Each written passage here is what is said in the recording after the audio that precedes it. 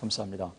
오늘 이 시간은 그 감리교 부흥 운동에 대해서 살펴보겠습니다.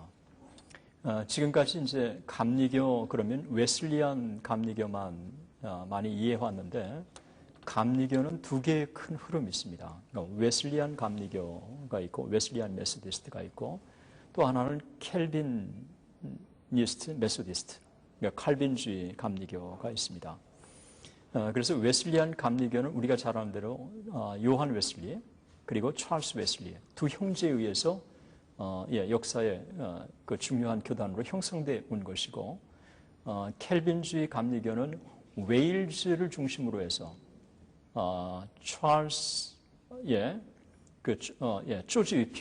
조지 위필드와 다니엘 로렌스 이런 일련의 사람들을 통해서 이제 그 웨일즈를 중심으로 해서 켈빈주의 감리교가 전개되어 왔습니다. 이 시간은 이제 저는 여러분들과 함께 같이 켈빈주의 감리교 이 두 개의 흐름들을 좀 살펴보도록 하겠습니다. 먼저 웨슬리안 감리교 부흥인데요. 웨슬리는 조나단 에드워즈와 마찬가지로 1703년에 태어납니다. 그리고 1791년에 세상을 떠나는데 이 웨슬리가 얼마나 위대한 사람인지, 역사 속에 얼마나 위대한 영향을 미쳤는지에 대해서는 찰스 피니하고는 비교할 수 없을 정도로 대단한 영향을 미쳤습니다. 필립 샤프가 쓴 책이 하나 있습니다. 교회사의 정말 명저 중에 명저인데, 필립 샤프의 교회사를 보면 그 교회사 중에 인류 역사에 있어서 네 사람을 거론을 합니다. 어거스틴, 그리고 종교개혁 시대의 두 인물 켈빈과 루터, 그리고 또 한 인물을 근대에 와서 거론을 하는데 그 사람이 바로 요한 웨슬리입니다. 그러니까 인류 역사 속에서 웨슬리가 얼마나 높이 평가를 받고 있는가를 보여주고 있고, 그런 면에서 웨슬리는 정말 이 시대에 하나님께서 보내주신 그 뛰어난 인물 중에 하나라고 이제 볼 수가 있습니다. 그 웨슬리의 영향에 대해서는 우리가 일단 다음 기회에 우리가 살펴보기로 하고, 웨슬리가 남겼던 이 수많은 이 기록들이 영국에 가면 피부로 딱 느낍니다. 여러분, 영국의 성공회 안에도 웨슬리 동상이 딱 세워졌다는 것. 그 성공회라고 하는 거는 인정할 수 없는데 그 성공회 안에 오히려 웨슬리 동상이 딱 세워지고 있어요. 그러니까 이 웨슬리는 영국이 낳은 대표적인 인물로 그렇게 추앙을 하고 평가를 받고 있는 것입니다. 그 옥스퍼드 대학 안에 크라이스트 철치가 있습니다. 대학으로서 아주 그 옥스퍼드 안에 있는 수많은 단과대 중에서 명문 대학이죠. 거기를 졸업했고, 또 옥스퍼드 안에 홀리 클럽을 이끌었던 대표적인 사람이라고 볼 수가 있죠. 그 홀리 클럽의 이 장면, 우리 사진 중에 하나 있는데 한번 볼까요? 보면 이게 홀리 클럽에 모이는 장면입니다. 맨 앞에 손을 들고 이렇게 있는 사람이 이제 웨슬리죠.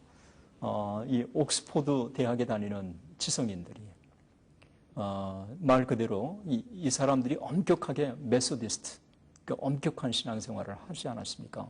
구제도 하고 기도도 하고 이 홀리 클럽을 이끌었던 웨슬리, 아주 벌써 이미 분위기 속에서 이들의 전체적인 이 거룩한 분위기, 또 장차 정말 역사를 바꾸는 위대한 일을 이룰 수 있는 이 표정들이 읽혀지게 되는 것입니다.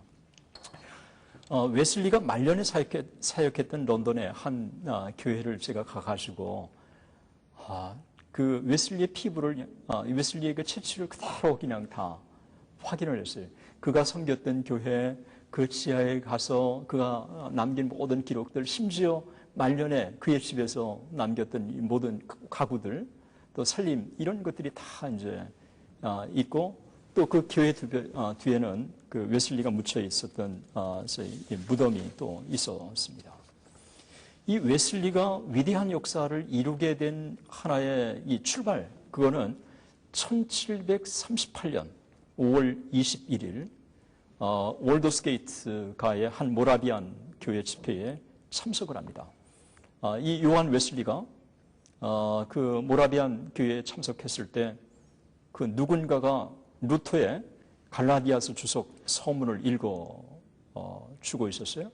그런데 그때 성령께서 강하게 웨슬리의 가슴을 때리기 시작했고, 이때 웨슬리가 전에 없는 가슴이 뜨거우시면서 성령의 이 강력한 은혜를 체험하게 된 것입니다. 웨슬리의 말을 직접 빌린다면 이렇게 표현할 수 있습니다. 나는 내 마음이 이상하게 뜨거워진 것을 경험했다. 유일한 구원자이신 그리스도만을 신뢰하는 것을 경험했으며, 그가 나의 죄, 심지어 내 자신을 용서하셨고 죄와 사망의 법에서 나를 구원하셨다는 확신이 들었다. 그래서 웨슬리가 웨슬리 될 수 있었던 것, 이게 모라비안 집회에서 참석해서 이 변화를 받으면서였습니다. 이 변화를 받고 나서의 특징들이 뭐냐면 복음에 대해서 대범해지는 것입니다. 그 이전에 웨슬리는 조지아의 선교사로 갔지만 결국은 아무런 선교 결실도 맺지 못하고 쓸쓸하게 돌아옵니다. 그리고 그 한 여인을 또 사랑하게 되고, 또 그 여인을 사랑하는데 또 다른 그 약혼자가 있어서 그와의 또 갈등이 생겨나고, 어떻게 보면 우습기 짝이 없는, 그래서 소위 은혜에 받지 않았을 때 웨슬리는 평범하게 짝이 없는 웨슬리였는데, 은혜를 받고 나서의 그 시각이 달라지기 시작한 것입니다. 결국은 그 이후에 세계는 나의 교구라고 하는, World is my parish라고 하는 그 유명한 말을 남기게 되게 된 것입니다. 그래서 웨슬리가 이후에 새로워지기 시작했고, 특별히 소위 그 불신 영혼에 대한 이 복음 전파가 아주 뜨겁게 불타오르기 시작합니다. 이런 상황에 조지 위필드로부터 노방 설교를 좀 해달라고, 노방 집회를 인도해달라고 하는 부탁을 받아요. 그런데 웨슬리는 처음에 망설였어요. 왜냐하면 지금까지 소위 성공의 전통 속에서는 노방에서 누구도 설교를 안 해봤습니다. 이런 가운데 그가 망설였을 때, 그러나 조지 위필드의 그 모습을 통해서 용기를 받고 그가 노방 설교를 하기 시작합니다. 노방 설교를 하기 시작하면서 그때 이제 변화가 일기 시작한 거예요. 처음에 그의 고백을 빌린다면 이렇게 했습니다. 나는 그의 낯선 설교 방식으로 처음에는 좀 어색했다. 그런데 그가 용기 있게 메시지를 외쳤을 때 청중들이 복음에 놀랍게 반응한 걸 보면서 하나님께서 이 방법도 하나님이 쓰시는 방법이라는 사실을 깨닫고 그가 용기를 내서 그가 하남 마운트에서 복음을 딱 전합니다. 그 하남 마운트의 기적은 바로 조지 필드가 포문을 열었고 웨슬리가 또 포문을 딱 엽니다. 그 하남 마운트에 그 언덕에 딱 올라가면 세계는 나의 교구라고 하는, World is my parish라고 하는, 세계는 나의 교구라고 하는 이 글자가 딱 보이고, 하남 마운트에서 내려다 딱 보였을 때, 지금은 건물들이 있지만 수많은 사람들이 메시지에 그 눈물을 흘리면서 반응하는 그 장면들이 그대로 연상이 딱 되었습니다. 요한 웨슬리의 일기에 보면 이렇게 기록을 하고 있습니다. 그 킹스우드에 있는 하남 마운트에 모인 1,500명에게 설교했다. 주일 아침에는 무려 5,000명, 6,000명이 되는 군중들이 그의 설교를 듣기에 구름대같이 모여들었고, 그러면서 그 메시지에 사람들이 그냥 놀랍게 반응하기 시작한 것입니다.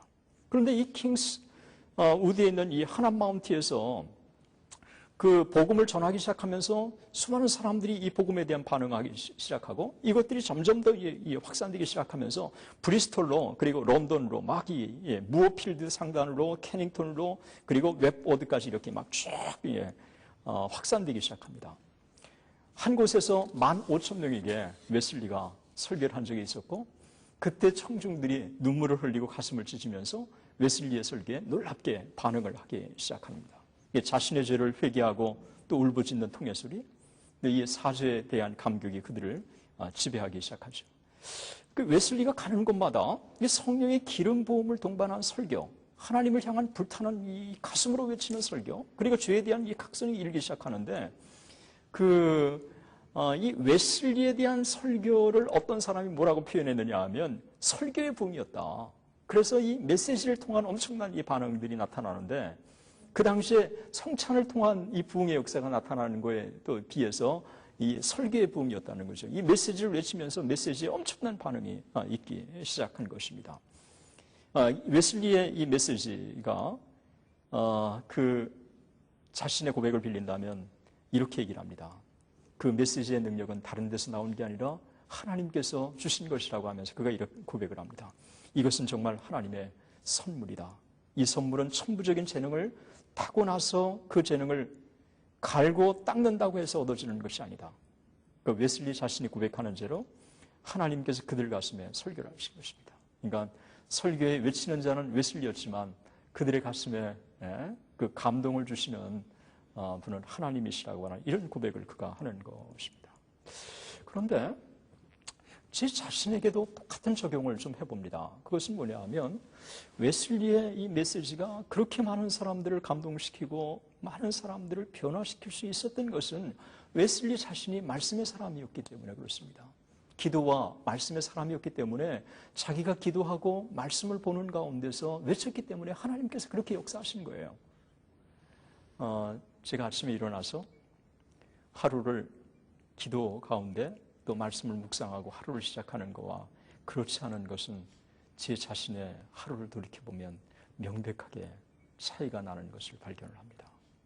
역시 말씀의 사람, 기도의 사람이 외칠 때 그 메시지가 사람을 감동시키고 많은 변화를 가져다 준다고 하는 것을 웨슬리가 우리들에게 선명하게 보여주었습니다.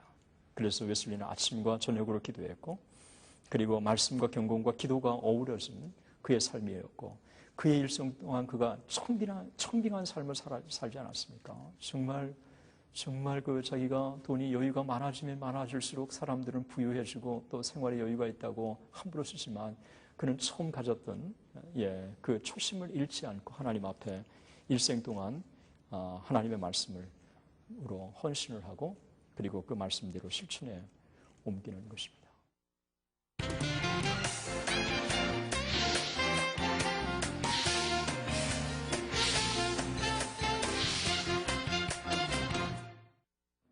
그 놀라운 그 웨슬리의 부흥의 영광은 오늘날 하나의 지나간 이야기가 될 것 같습니다.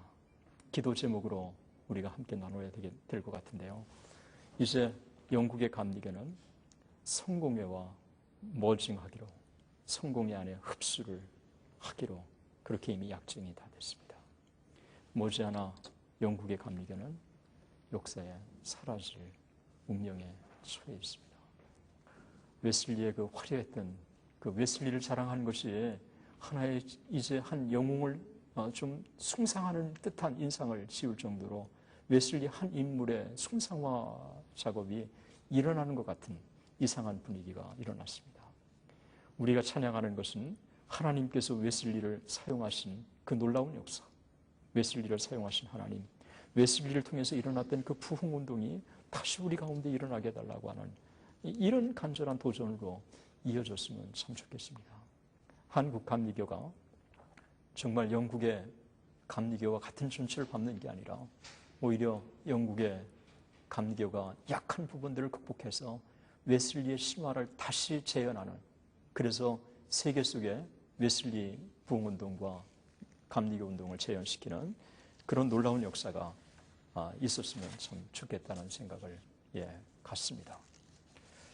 이 시대에 또 이 부흥운동에 있어서 감리교 부흥운동의 중요한 또 하나의 흐름은 하월 해리스, 다니엘 로렌스를 중심으로 한 그리고 조지 위필드를 중심으로 한 켈빈주의 감리교를 들 수가 있습니다.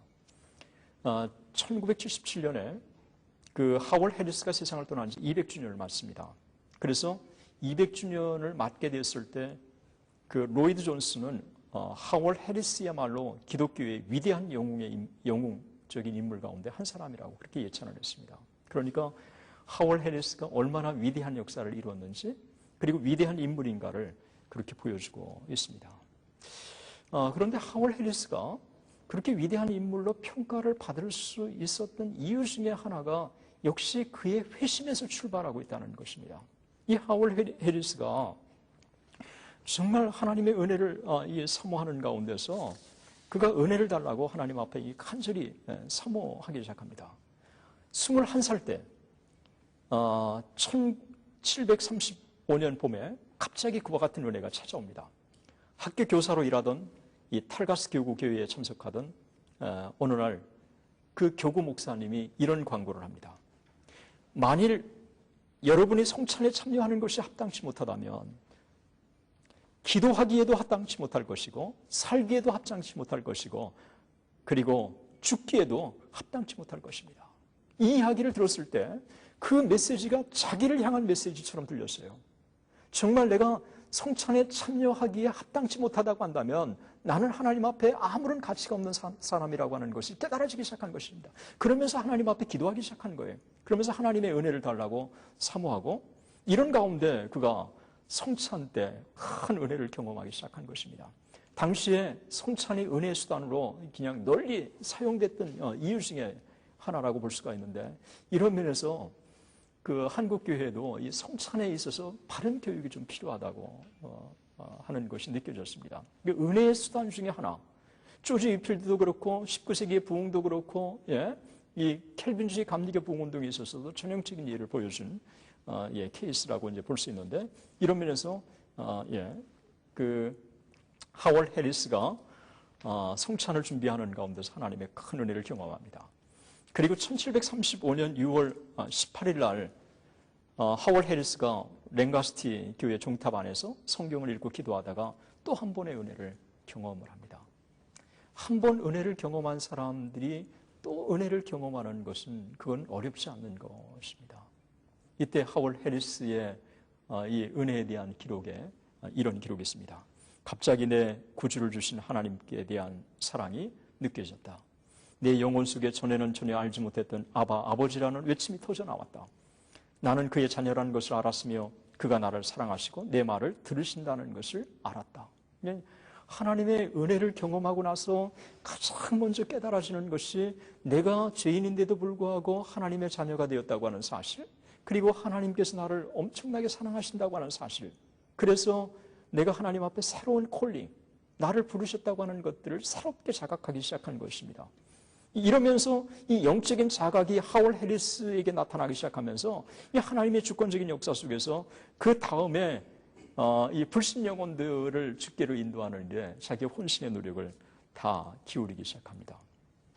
하월 해리스 이후에 생은 한마디로 불타는 전도자, 로이드 존스의 표현을 빌린다면 불타는 전도자가 딱 된 것입니다. 성령으로 그의 지성이 불타오르기 시작하고 불신 영혼에 대한 불행의 열정으로 그가 불타오르기 시작하고 구원받지 못한 영혼에 대한 사랑으로 불타오르기 시작한 것입니다. 제가 그 부흥운동을 쭉 연구를 하면서 하나같이 발견하는 것 중에 이 공통적인 게 하나 있어요. 그것은 평범한 사람이 성령의 은혜를 경험하고 성령의 충만을 경험했다고 하는 사실이에요. 이건 종교개혁자들도 심지어 마틴 루터도 그랬고 그리고 요한 켈빈도 그렇고 슈빙그리도 그랬고 요한 낙스도 그렇고 특별히 이 성령의 이 강권적인 역사에 의해서 변화를 받기. 이거 웨슬리도 마찬가지고 우리 조나단 에드워드도 마찬가지 아니겠습니까? 모든 사람들이 다 이와 같은 것들을 다 경험할 수는 없지만 부흥운동의 지도자로 쓰임받은 사람들이 특별히 이와 같은 은혜를 경험하는 것입니다. 이게 로이드 존스도 똑같은 고백을 하고 있는 거예요. 그러니까 평소에도 성령께서 역사하시지만 그러나 성령께서 임하실 때는 공동체 가운데서 놀랍게 임하심으로 그 특별한 사람이 경험했던 그와 같은 똑같은 역사가 공동체적으로 다 임한다는 거예요. 그러니까 평양대부운동이 일어났을 때 장대인 교회에 있는 참석했던 600명의 성도들이 하나님 앞에 기도했을 때 그들이 다 성령 충만한 것처럼, 그리고 이 웨일즈 부흥운동에서도 마찬가지 이와 같은 성령의 역사가 공동체 가운데 임했던 것처럼 이와 같은 성령의 역사가 먼저 그 출발이 그 부흥운동의 지도자 한 사람의 변화에서 시작된 것입니다. 이 하월 해리스 이 한 사람의 이 변화가 그 다음에 자연스럽게 이어집니다. 하월 데이비스가 그를 통해서 은혜를 경험하게 되고, 그리고 윌리엄스라고 하는 유명한 시인이자 부흥운동의 지도자가 그를 통해서 은혜를 경험하게 되죠. 그러면서 소위 부흥운동이 이들을 통해서 점점 더 확산되기 시작합니다.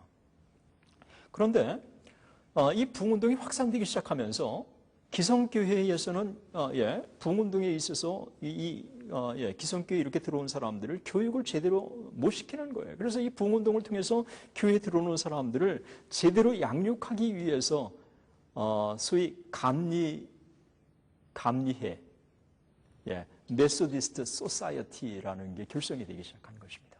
그래서 켈빈이스트 메소디스트 소사이어티라고 하는 켈빈주의 감리교회가 먼저 조직되는 것입니다. 이 감리회가. 그래서 이들을 다 신앙으로 양육하기 시작했죠. 그런데 신앙으로 양육했을 때 기록을 보면 이렇게 기록해 있습니다. 감리회 모든 회원들은 반드시 영국교회 소속이어야 한다. 그들은 일주일에 한 번 편리한 장소에서 모여 서로 성결을 격려하고 도모한다. 그들은 논쟁적이고 유익하지 않은 일들을 피한다. 그래서 일주일에 한 번씩 모여서 함께 기도하고 신앙을 독려하고 교육시키고.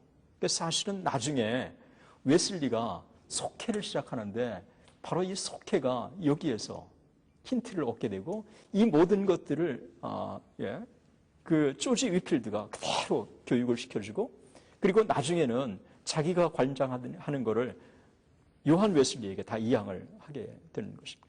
그래서 웨슬리의 감리교가 더 전 세계적으로 알려지게 되고 또 꽃을 피우게 되는 것입니다. 소위 켈빈주의 감리회가 모였을 때 함께 참여했던 사람 중에 몇 사람 꼽는다고 한다면, 그 케닉스라고 하는 사람, 험프리, 포웰, 그리고 윌리엄스, 조지 위필드, 로렌스, 해리스 이런 7명의 사람들이 함께 모여서 감리회를 조직을 합니다. 감리회 조직회라는 사진을 보면 나란히 7명이 모여서 함께 진지하게 그 감리회 조직하는 그 모습이 있고요. 제가 에이비언 에반스 박사님, 웨일즈 부흥운동의 전문가 그 집에 딱 들어갔더니 서재에 제일 크게 걸려져 있던 그 사진이 7명이 칼빈주의 감리회를 딱 조직하는 사진의 모습이었어요. 저는 참 이 땅의 부흥을 사모하면서 7명이 함께 모여서 칼빈주의 감리회를 조직하게 되고 이게 웨슬리에게 아주 엄청난 도전을 줍니다. 그리고 웨슬리가 웨슬리 감리교를 더 활성화시키고 또 저변 확대시키는 그런 계기로 하나님이 작용하게 됩니다. 그러면서 하나님께서 웨슬리 켈빈주의 감리교 다 둘을 사용하셔서 그 이후에 켈빈주의 메소디스트 안에 계속해서 또 부흥이 일어납니다. 1859년에 웨일즈 부흥운동, 1904년에 웨일즈 부흥운동 다 소위 칼빈주의 감리교의 뿌리 안에서 일어나는 거였고 또 웨슬리는 전 세계에 있어서 소위 세계를 지배하는 엄청난 역사로 하나님이 사용하십니다. 그래서 오늘날 감리교가 장로교와 더불어 세계에 가장 영향력 있는 또 침례교인들이 섭섭할 것 같은데요. 침례교 그래서 세계에 기독교가 그 개신교 안에 중요한 흐름을 차지하고 있는 것입니다. 저는 그 영국을 다녀오고 웨일즈를 다녀오면서 웨일즈도 여전히 정말 기독교가 시들어갑니다. 이반젤리컬 그 세미나리의 한 교수는 이게 웨일즈의 미래인가? 라고 탄식을 하고 있습니다. 저는 다시 웨슬리안 감리교가 다시 복고되고 켈빈주의 감리교가 다시 복고돼서 다시 거룩함으로 불타는 부흥의 놀라운 역사가 웨일즈의 영국 전역에 다시 일어나서 세계의 웨슬리의 그 신화가 다시 재현되는 이와 같은 역사가 속히 우리 가운데 일어났으면 좋겠습니다. 그리고 한국의 감리교는 정말 영국의 전체를 밟지 않았으면 좋겠다는 생각이 들고 미국의 감리교처럼 쇠퇴해가는 감리교가 아니라 한국에 다시 불을 붙이는 정말 원산 부흥운동에 불을 지폈던 것처럼 그런 감리교가 되었으면 좋겠습니다. 감사합니다.